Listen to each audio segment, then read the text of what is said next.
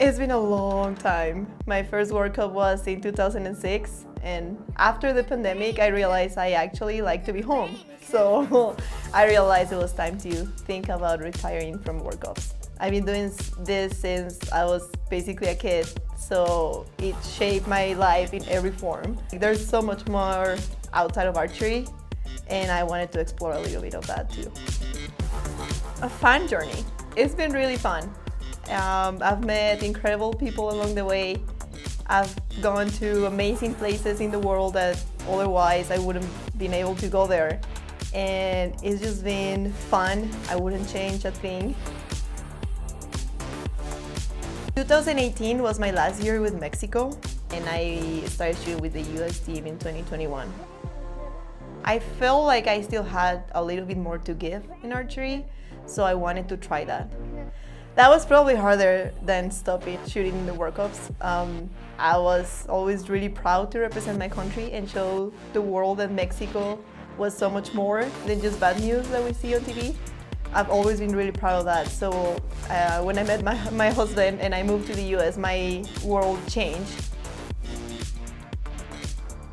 One of my best memories in archery is definitely traveling with my sister. We both were in the Mexican team for like 4 or 5 years, shooting World Cups together. Every year it was her and myself and someone else, and then the next year her and myself and someone else. And just traveling together brought us closer, and that's something that I will never change for anything in the world. I have a lot of favorites, but I feel like the first one in 2006 when I made my first final, it was amazing. I didn't shoot that good, but I feel like it made me realize that I could do so much more in archery. I think one of the greatest archers I've ever shot against is Lopez, no doubt. I was lucky to shoot with her and so many times. I think she is good and she knows it. So she just goes out there and kills it every time. And that's why she's achieved so many things. I've seen big changes in scores.